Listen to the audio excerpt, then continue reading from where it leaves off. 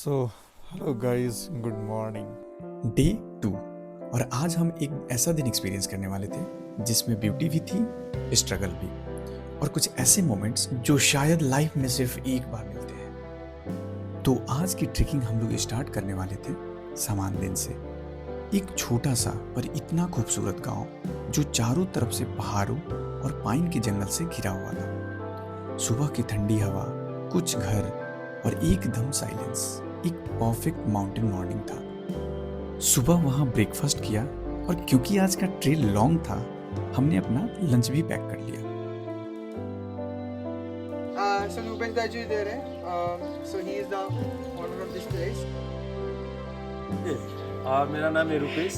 आप लोग को सबको जी इस नमस्कार। ट्रिप की सबसे स्पेशल बात ये है कि यहाँ आपको लोकल लोगों, उनके कल्चर और उनके फूड को जानने का मौका मिलता है। यहाँ के होम स्टे ओनर से बात करके हमें पता चला कि पहाड़ों की लाइफ कितनी सिंपल पर कितनी इंस्पायरिंग होती है। वही वार्मथ और स्टोरीज ट्रिप को और मीनिंगफुल बना देती है। लोकल फूड यूज़ करता है, राइस नहीं होता है, शुगर नहीं होता है, बाकी सब सब्जी, ये सब रसमा दाल, ये सब इधर पे होता है। भाई यहाँ चल रही है मस्त वाली गेम। ट्रिक स्टार्ट होने से बिल्कुल पहले हम सबने एक छोटा सा गेम खेला, स्टोन पेपर सीजर टाइप का। उसके बाद से सबके अंदर एक अलग ही एक्साइटमेंट आ गई, जैसे पूरा ग्रुप एकदम चार्ज अप हो गया हो। गौर से देखो इन चेहरों को, थोड़ी सी जीत के बाद इतनी खुशी। तो चलिए स्टार्ट करते हैं डे 2 समानदिन से मौली। तो आज है डे 2 हमारी। आज हम लोग जा रहे हैं मॉले। बाकी I think 3-4 forest, different forest हम लोग क्रॉस करने वाले हैं। आज हम देखेंगे बैम्बू फॉरेस्ट और बैम्बू फॉरेस्ट में हम देखेंगे silver fir, red pandas. Very excited.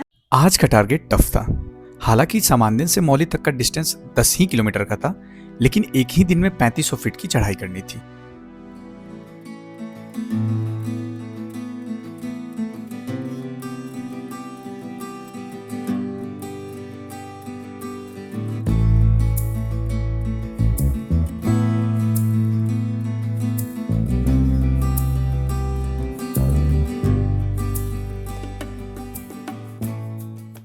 हम सिंगलीला नेशनल पार्क के थ्रू ट्रेक कर रहे थे और आज हम क्रॉस करने वाले थे 4 डिफरेंट टाइप के forest, pine forest, oak forest, bamboo forest और फिर रोडोडेंड्रन।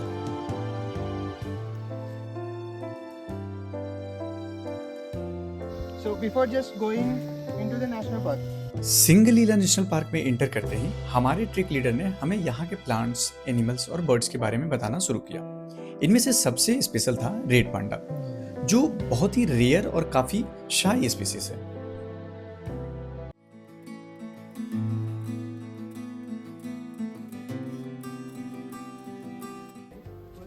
थोड़ा आगे बढ़ने पर हम सब रुक गए और वहां हमने एक जापानीज स्टाइल मेडिटेशन किया, सिनरिन योकू, जिसको फॉरेस्ट बाथिंग भी कहते हैं। just take a deep बस आंखें बंद की, count 1, ठंडी हवा स्किन को सॉफ्टली टच कर रही थी।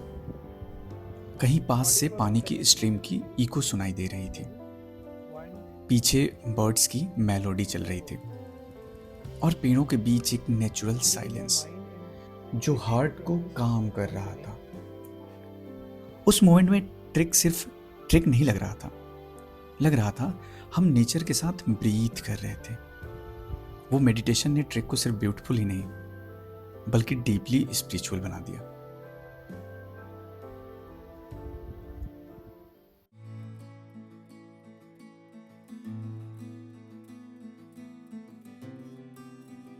रास्ते में बहुत टाइप के मशरूम्स भी मिले। लिटरली ऐसा लग रहा था जैसे कि नेचर ने आर्ट गैलरी खोल रखी हो।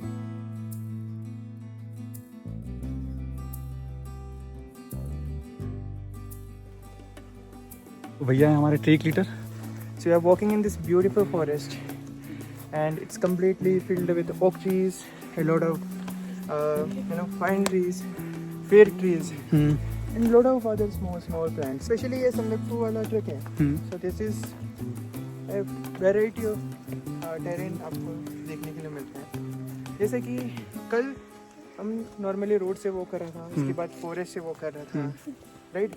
और इसके बाद एक गाँव में हमारा एक्सपीरियंस हो गया था। सो इसके बाद आज कम्प्लीटली हम फॉरेस्ट के अंदर चल रहे हैं।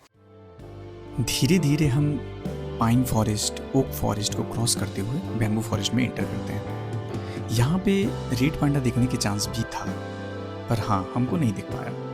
पर हर नेक्स्ट मोमेंट पे एक्साइटमेंट ऑन नहीं रहती थी। ट्रेक पे कुछ लोग अपना सामान खुद कैरी ना करके ऑफ लोडिंग कराते हैं। उनका सामान इस तरह से खच्चरों पे ले जाया जाता है।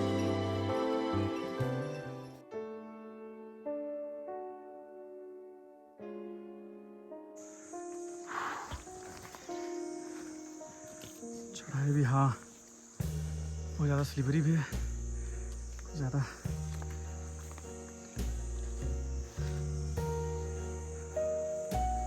सब भी है।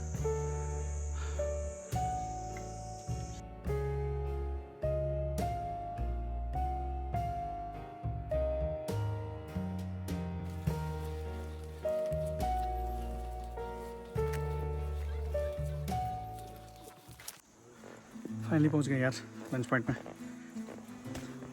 दिखाते हैं यार।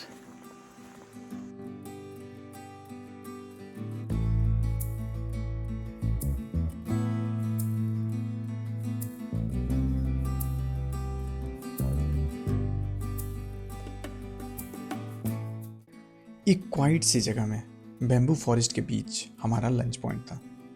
नेचर के अंदर साइलेंस में लंच करना वैसे ही एक अलग ही लग्जरी होती है।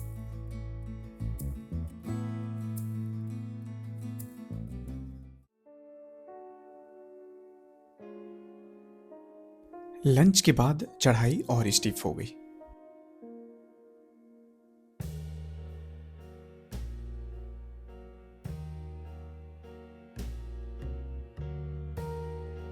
अभी हो रही बारिश। थोड़ी देर बाद बारिश शुरू हो गई। ट्रेल स्लिपरी, शूज हैवी हो गए। बट ऑनेस्टली बारिश में ट्रेक करने का मजा ही अलग होता है। एक तरफ स्ट्रगल और दूसरी तरफ एडवेंचर। और इस टाइम हम पिंक रोडोडेंड्रन बुशेस के बीच से ट्रेक कर रहे थे। बारिश की वजह से ट्रेक स्लिपरी हो चुका था। हम बस ध्यान से स्टेप बाय स्टेप आगे बढ़ रहे थे।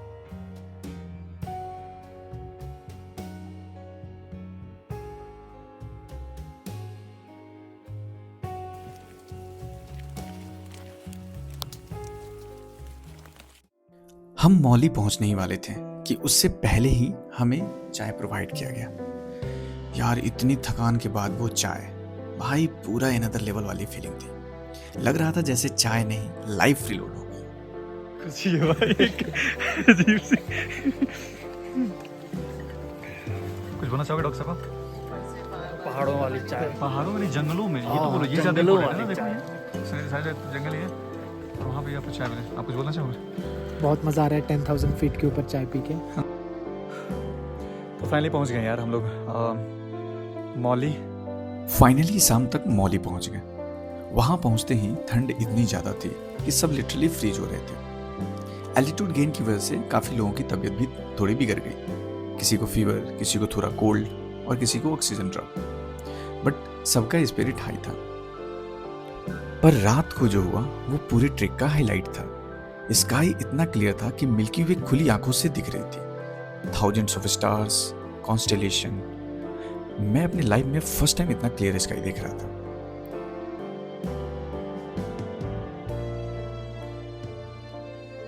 ये था हमारा डे 2, टफेस्ट, वेटेस्ट, कोल्डेस्ट और शायद सबसे मैजिकल। कल सुबह जल्दी उठना था, इसलिए सारे लोग डिनर करके जल्दी ही सो जाते हैं। लेकिन जो डे 3 में होने वाला था उसके लिए मैं मेंटली भी रेडी नहीं था। तो मिलते हैं डे 3 के ब्लॉग में। तब तक के लिए बाय बाय।